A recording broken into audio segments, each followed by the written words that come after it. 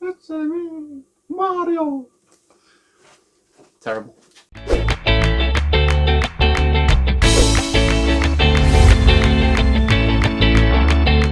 Hello everyone, and welcome to Behind the Weebs, a look behind the scenes of SunnyCon Anime Expo, a UK anime event, and we're all weebs. So, today's subject is a very interesting one, and this is 10 things you need to make an amazing cosplay contest. Little disclaimer beforehand, I know we're not anywhere near what I'm going to be bringing up here. This is accumulation of our years of experience, nearly a decade of running an event, and nearly a decade of running cosplay contests over all these various events. So what you're going to see in this list is what we've learnt from all of the mistakes we've made, and a lot of it is stuff that we wish we had if we had budget and etc. So our first point is you've got to have an interest in cosplay. It does not matter what kind of cosplay contest you're running. If it's at a small meet, if it's at a local library, like small little gathering, 1-day event, 2-day event, 3-day event, you've got to have an interest in cosplay. It's got to be there. Otherwise you're going into this blind.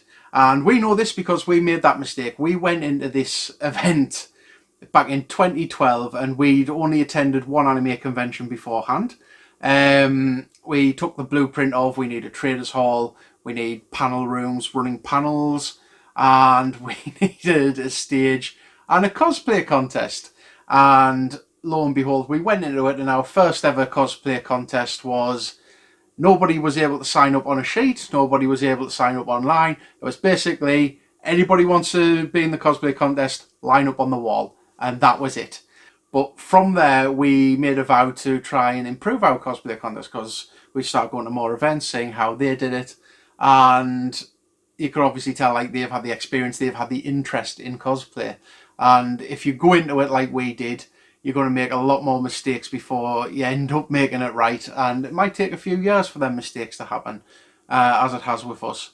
So first thing, like I say, must have an interest in it. Doesn't matter if you are a cosplayer yourself or if you just watch cosplaying, the competitive side of it, you've got to have that interest there first. The second thing is you've got to decide as to what type of cosplay contest that you want. And this yet again would go for the size of your event and the type of your event, because cosplay is in every single geek event in the UK right now. Every single one. Doesn't matter if it's a Comic-Con, if it's an anime convention, if it's a specific specialized convention for fandoms, if it's a wrestling convention, cosplay is there, and you can bet yourself that you're going to see a cosplay contest running. Now, the evolution for what we've had at SunnyCon was we just had one general cosplay contest, and that was like the first year. And one of the entrants in our first year who placed was a young kid who had the factor, and that upset people, which was foreign to us. Like, we were just like, well, everybody just get in and cosplay, but a few people were upset because the kid obviously had the advantage of being adorable, which got us thinking as like, well, how can we do this? Do we have like a separate like contest for kids, and then you're looking at like, do we break it into this age limit, that age limit, and that age limit? And for about 3 to 4 years, we were toying around with different kind of entry requirements for it. But we settled on we'll have our Masters Cosplay Contest, which is the big money cosplay contest, the Rising Stars, which is for people who might be a bit anxious entering into Masters or don't believe their skills are up to scratch and they want to have like a trial run. And then the non-competitive, which is, ironically, yes, there's some competition there because there's prizes for first place, but non-competitive. You can be store-bought, because cosplay isn't just, 20 hours for a glove or, a giant mech suit or something like that. Cosplay can be, well, I just go on to the internet and buy myself a Naruto cosplay for 20 quid, and still, if you enjoy it, that's up to you. We're not going to judge you. Well, we will judge you, but on a different level. But that's the thing. And if you are going to enter into running a cosplay contest, because if you are running a geek event, it's pretty much a staple. I don't believe I've been to any event recently in the last 4 to 5 years where there hasn't been some form of cosplay contest. Cosplay should be about fun. It should be about anybody can be anything at any time. But there are subtleties, little rules and entryisms that you've got to get into before you actually take it seriously. And I believe that's the same with any event or any cosplay contest this day and age. So you've got to think hard and you've got to think fast as to what your audience will be and what will suit them. So number 3, and this is one of the important ones, you're going to need staff to run it. And not just any staff, you've got to have staff who are dedicated, who have a passion for cosplay, who probably 9 times out of 10 you've got to get cosplayers themselves. And we were lucky enough to get Steph and her partner James, and she has worked her arse off for us over the years, and she's the reason that the cosplay contest is what it is today. And you've got to find the right balance as well, because it's not just one head organizer. You've got to have people to run repair desks, behind stage, hosting, all of the stuff that are surrounding it. Even if they're not like permanent fixtures, you've got to have the manpower there, because cosplayers are a lot of work. And this is, like I said, this is from experience. This is me ragging on cosplayers. They are a lot of work. They need to be told where to be, what time to be there, corralled in certain circumstances, and ushered, because there are lots of things going on in a convention that can distract, and that's acceptable. But if you're entering a cosplay contest, try to be there where you need to be on time, or at least inform us, because there's a lot of delays and a lot of things that can go wrong on our end if cosplayers aren't. And it's the same the other way around. If we're not up to standard, then it's the cosplayers that'll face delays and some kind of hectic scheduling. So it's imperative that you've got the staff there, the staff with the passion, the organisational skills. It's a difficult task running any kind of cosplay contest. It doesn't matter if it is a large-scale cosplay contest with all the bells and whistles on, or even if it's just a small one. You've got to have somebody there who knows the gravity of the situation and will be able to manage it well. And like I said, we've been very lucky in that regard. Number 4, and another big one, is rules. And this was one that took us about 5 years before we got the basic ground rules in there. We were a bit naive. We were very naive to start off with a big cash pot prize. But the side of that was failing on our part was the rules. They were too loose, too non-specific, and you've got to write your cosplayer rules, especially, well, more so if you're doing a more serious event, if you're doing a more prestigious event, let's say, or if you're just doing like a general like focus on cosplay. You've got to be very specific. You've got to be very to the point. It must be watertight. It has to be a contract, because at the end of the day, if you're offering prizes, no matter small or big, then this contract has to be, all details have to be stated on these rules. And I believe we've got it so it's not overly complicated. Like, we could sit there, we could write, I believe it's actually, we have this quoted on our rules. We could sit here and write a 48-page dossier on what weapons are and aren't allowed to the event. But we found over time, common sense comes into play. Things that came up over our years that we've learned from mistakes were specifying the right ratio of handmade, homemade, and all of that. Like, I think our cosplay, you have to be 80% handmade, 20% can be like pre-bought or pre-made, or is it 70-30? One of those. Like I say, I don't run the cosplay contest, so this is just all the years of failure. And like, you have to specify, and that's for our masters. For our rising stars, our rules are a little bit more relaxed, a little bit more, I believe it's like 60-40, and we're not as strict. But like I say, with the big cash prize, you've got to be strict, because you want the best cosplayers to attend. You want the best cosplayers in this contest. And if you're going to be relaxed and just let any Tom, Dick and Harry in, then you're going to end up with problems, because those people who have spent hours and hours upon end writing in their scrapbook, logging every single painstaking step of the way, compared to somebody who's just went online and spent a lot for a pre-bought cosplay, then it's going to cause issues and it will cause drama. And the cosplay community is quite famous for its drama. Luckily for the majority of it, we've kept out of it for a bit, but it's still there. And you just don't want to be dragged into that mire of people like complaining, like, oh, the rules didn't specify this or the rules did that. Because if somebody does break your rules, I can bet you 100% somebody else who was in that cosplay contest will point that out. So you've got to be sure that the rules you lay out are there and they are clear and concise. Like I say, rules, make sure they are there for everyone to read, make them accessible. I believe ours is currently being updated and then re-uploaded to our website, so they'll be up soon for 2020 when we open up applications. The next point is judges, and this is for any size event. You're going to need judges that are reliable for your event. Any cosplay contests, you know, you're going to have to measure it. You're going to need the professionals in, and you're going to need somebody who's big in the cosplay scene. Not necessarily like superstar big, but you're going to have somebody who knows what they're looking at when they're judging.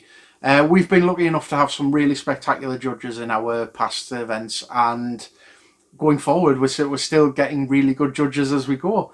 And there's a lot of cosplayers who will have started back in 2012 when we started, who have mastered their craft now that they can actually be invited as judges, which is amazing because it's such a small and close-knit community in the UK. And obviously you're going to get some claims of, oh, well, they know this person. Well, it's like, the UK is a small island. You know, everybody knows practically everybody within the geek convention scene. So you're going to get that crossover. But I would not worry about like the fairness of judging, because that can be one of the things. Everybody is judged equally. There is no cronyism. There's no friends, mates, rates, or anything like that.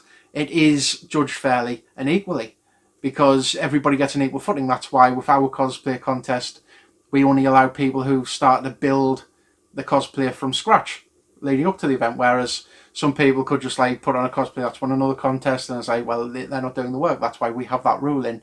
Everybody has to start from scratch. And it's the same with anybody. When the judges look at it, they're looking at a new work, not something that they've seen at other contests or they've seen online somewhere else. It's a new experience for them, and that makes the playing field a lot fairer, in our opinion. And it's worked for us in the past, and it still works for us now. And the judges that you can get in, they can be local, they can be international. It doesn't matter anywhere. It depends on how you want your cosplay contest to be judged, and it also adds to the event as well, because the cosplay judges, they can run panels, they can run talks on their level of expertise. And they might be like an amazing seamstress or sewer, or they could be really good at foam sculpting and making armor, or they could just be like little things like the painting, priming side of it, getting a smooth, curved, like rounded edge on foam, different areas like that. And it doesn't matter what judge you bring in, they're usually really good. Like the professional cosplayers, there's a lot of them out there, and some of them have entered bigger cosplayer contests and even won them. And they can bring that experience from their experiences to your event, and it will make your event, and especially the cosplay contest, run a lot smoother. Next one. Cosplay prizes. Now this is something that we have done trial and error for God knows how many times now. As I said, when we started, it was trinket prizes. It was a plush Dragon Ball signed by a guest and a couple of other goodies. And as we went on, we wanted to make a big impact, and because we had such a good first year, we thought, why not make the biggest cash prize cosplay contest in Europe? I think actually, well, I would say in the world, but it wasn't in the world at the time, because I think there was one in America that had like 30 grand as a prize. But £2,000, that's a lot of money. That's a lot of budget. You know, I'm barely getting by renting a house at the moment. I could have put that towards my house deposit. But no, I've decided to invest in the cosplay contest, and this was for our second year, and I think it was actually for our third year as well. We had £2,000 2 years, and what we found is that a large prize, especially a large cash prize, can lead to complications down the way. And this is more so, people are intimidated by that kind of cash prize. People do not. It's a weird thing, because obviously, like, you'd think, oh, big cash prize, loads of people are going to have lots of cosplayers running in. Not so much the case. It leads to a lot more pettiness amongst some contestants. A lot of arguments and different nitpicky things here and there. And so it was, I think it was SunnyCon 4 and 5, we decided to cut the cosplayer prize. This was for the Masters. The prize pot alone was about 3 to 4 grand. Actually, we're there. First place 2,000, second place was 1,000, third place was half a grand. And this is before we split off into your Masters, your Rising Stars, and your non-competitive. So we had like 3.5 grand in cash prizes. Might not be ideal if you've got such a small event, and if you're just, you know, a small cosplayer contest. You could just pick like trinket prizes, go around the dealer's room, pay for them, and just give them in a goodie bag. That's fine as well. I believe there were like the biggest cosplay contests used to give out just things from a catalogue, like say, like, oh, just pick something from a catalogue up to a certain, like £100, £150, and we'll order it for you. You know, so cosplay prizes, the thing was, when I started it, I was envisioning like £2,000. That's a marquee amount. We can advertise that everywhere, £2,000, and it'll attract everybody to come to the convention, because, you know, a big cash prize, and it'll be the best cosplayers in the country. It didn't work out how I wanted. It didn't work out how the event wanted. It didn't benefit the event in the long run. It caused more problems than it solved. Who thought money couldn't solve the problem? But there we go. And like I say, we've taken that experience. We've moved forward with it. We've reduced our cosplay price. It's still like a cash pot of nearly 2 grand overall. But we've just added trophies. People appreciate the trophies more. People appreciate the cash price still, even though it's lower. And we found that people are more relaxed, especially when we've divided into like Masters, Rising Stars, non-competitive. It seems to be a better mix and a better balance. Big cash prizes should be reserved for a kind of event that has a big cash prize feel. SunnyCon 2, SunnyCon 3 was not. I would even say SunnyCon now, it's not up to a standard where it would merit a big cash prize. Further in the future, there is plans to increase it further. However, we've got to get certain costs down. We've got to get certain parts of the cosplay contest down to a T, and we've got to have it running smoothly and professionally. And then we can start like increasing the cash prize once we get the funds. The next thing you're going to need for a cosplay contest, and this was one thing we neglected up until SunnyCon 6, and it is proper cosplay amenities. And when I mean amenities, I mean you're going to need a proper cloakroom, you're going to need changing facilities, you're going to need a cosplay repair station. And these things are needed because cosplayers, they hook about a lot of luggage, a lot of bags. They're going to need somewhere to store them. If you're running an event anyway, you should have a storage facility somewhere. It's needed. It's one of the main amenities. If you don't have a cloakroom, then people are just going to remember going around your event, trailing bags, and it's going to be heavy, it's going to be bothersome, and that's the impression they're going to take from your event. Always have a cloakroom. It can be a money maker. It can generate money if you've got the right kind of setup for it and somebody to man it. But on top of that, cosplay repair station, I think they're needed now. There was a time when that wasn't a thing, and we had that one rogue doctor cosplayer going around with a little glue gun and sewing kits, trying to help people on the event floor. But a fixed place for your cosplayer repair station. You can also double it for sign-ups, and for anything else that's cosplay related, just a general information desk. You're going to need that, and obviously you're going to need somewhere where you've got changing facilities. So number 8 on this list is promotion, and this is the promotion of the cosplay contest. And as an event organizer, you should be promoting your event in general, but cosplay contests can be such a unique thing that they need their own promotion, and they need to be kept separate. Such as when we do our cosplay contest, we announce when applications go live, when applications are running low, when we announce prizes, if we get the trophies in. It's got its own little, it's like its own mini event within the grander event. And I think for some events, especially when you look at like the big marquee events, the types of Anime Expo in Los Angeles and whatnot, they actually charge a separate entrance fee just for the cosplay contest alone.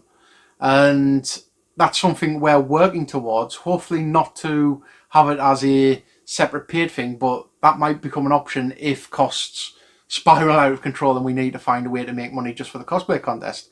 But we're not at that stage yet. But the promotion of your cosplay contest should be something that you take as a separate thing rather than just shove it in the whole event. I mean, depending on the size of your event, you could have just a small event where it's like a meeting in a library or something where it's like, oh, it's just a cosplay contest as well. But if you want to really stand out, because the majority of people coming to your event will be in cosplay. Doesn't matter what geek event you go to these days, about 60 to 70% of attendees will be in cosplay, and some of them will have spent a long time, and they'll have really good cosplayers on top of that. And as I've stated before, that's something that can help your event, because if you've got photos from your event for 1 year and it's people in really good cosplay, that's going to catch them with promotions, and that'll steamroll onwards to next year when people look at your event and it's like, well, what was last year's event like? And like, bang, good cosplayers, and they're like, oh, I'll be coming next year. And it's something that you can use for your own gain, but it's an imperative thing. Not many events actually do it, because it's just like I say, you'll find a flyer for an event, it'll be like, this is on, there's a cosplay contest and this, and it's kind of an afterthought. And cosplay contests, they're starting to get a lot more traction and a lot more behind them, because cosplay is a huge part. It's not just, I've bought an orange boiler suit off eBay, I'm Naruto. It's something that is a lifestyle, and it's a proper hobby choice. And proper cosplay photo shoots are going to be on the rise, and it's not just your usual cosplay music video recorders, or that one photographer who'll have like about 20 different shoots on. These people want to go to an event and they want to have like a higher standard of cosplay experience. And it's something that we as an event are looking to cater to. And the cosplay contest side of it, that just adds to it. So if you can show that you take your cosplay contest seriously, and you are willing to go out there and promote and big up your cosplay contest, because cosplay contest, even though it's competitive, it's fun, and you're basically promising your attendees, look, amazing cosplayers are going to be here. And it's that little extra thing that adds to the event. And I think cosplay is underutilized, especially with like generic Comic-Con events, or the other kind of like other events that aren't really cosplay focused. It's something that gets neglected, and it's why we see a rise now in cosplay only events where it's cosplayers only. And it's a fantastic thing, because the community will band together, and some of these events will actually be better than the Comic Cons, the Anime Cons, or the other events that you attend, because they are focused on what people really want. And I think, if anything, it's been shown that the demand is there. Whereas the generic Comic-Con events at 10 a penny these days, dedicated cosplay event, that's a moneymaker. Well, I think it's a moneymaker, judging from demand. I wouldn't know. I don't run a cosplay-centric event, but the interest is there. The community buzz is there around them. And it just shows that events like ours has to up our game cosplay-wise, and we're hopefully going to push that further in the future. Getting to the end now, and number 9 is production, and this is possibly the most important part of a great cosplay event. And I'm not using that term loosely, because production includes staging, it's projectors, it's lighting, it's cameras, it's videoing, everything that makes it look slick. The big cosplay contests have this down. They have fog machines, they have different colour, like DMX light setups, audio, everything that makes an amazing cosplay contest amazing. It's the production side of it. And you have to have a huge ass budget to equal that. That's why, we say, it's good, all well and fine for me to sit here and tell you, how, 10 things how to make a cosplay contest amazing, when my own event doesn't even have this kind of standard stuff. But like I say, this is nearly a decade worth of experience, and I can tell you that production makes the cosplay event. You know, we have a stage and we usually have ramps leading up onto the stage. You get up on the stage, but there are events where it's on a proper race stage with the projection behind, with preloaded graphics of who's cosplaying and the character they're cosplaying.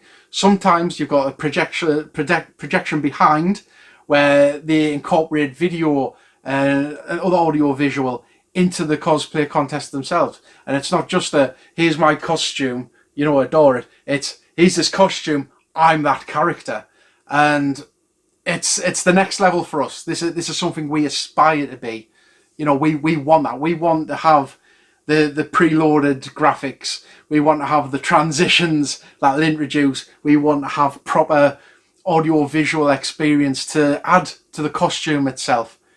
And we, you know, add it in a performance, so it's not just a skit contest to the side anymore. The cosplayer themselves will be having their own skit on stage, and we can probably merge the two and really bring it up to standard to what a really good cosplay contest is these days. Because you look at the World Cosplay Summits or the European Cosplay Summit gatherings, and you see these cosplayers, and they've got acrobatics, they've got gymnastics, they've got storytelling, you know, really bringing that character from the game, from the anime to life and putting it on that stage in front of you. And it's amazing.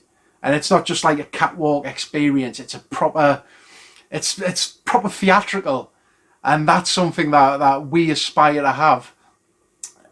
For one reason or another, budgeting, skill level, all other things, we're not up to that standard yet. And we know that. We can admit, you know, when we're lacking. But that's the kind of thing you need. If you have amazing production quality, like a proper race stage, proper photographs, like fog machines, audio visual, if you can have all of that, you know, you're pretty much 50% of the way there to running an amazing cosplay contest, because it's a visual thing, it's an aesthetic thing. Cosplay is for the eyes, but when you start adding things like for the ears and the nose, you know, the other senses become involved. That's what makes an amazing cosplay contest. And the last thing, the last point, the number 10 of the top 10 things you need to make an amazing cosplay contest at your event, it's live streaming. And this is a relatively new one, but it's something that should be done as a staple now. And it's something we failed to do it this year because we had connectivity issues. But with platforms like Twitch or Facebook Live or Mixer, all of the live streaming platforms that you have out there, YouTube as well, you need to be able to broadcast this live, because the cosplay community is a vast one. And if you can sit there and you can broadcast live what they're missing out on, you know, like I say, production will play a big part in that. But if you can just sit there and broadcast like all the cosplayers at your event and make them want to, you know, the fear of missing out, which is a legitimate sales technique, but, you know, make them regret not coming to your event. Live stream is the thing. And like I say, cosplay, it's an aesthetic thing. It's something to look at. It's something to enjoy. And why not put it on camera and just live stream it? And you can even have the funny parts, like where some things might go wrong, where some things might not go wrong. And it can bring people to your event, and especially to your cosplay contest, because eyes will look. And it's something that we want to get in place. We want to get multi-angles, lots of different cameras, and just have a live feed then and there. There's a few events out there that have already got this down to a T. And in 2019, 2020 as well, you know, you've got to live stream.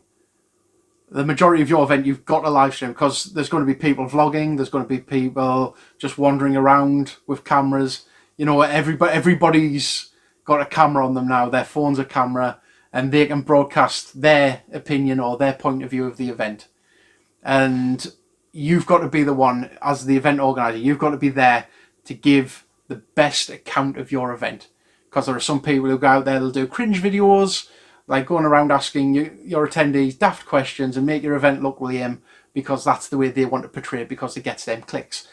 Not the case if you're on there and you're putting your live stream and like, this is our cosplay contest, this is what you're missing out on, and you really put the bells and whistles on it.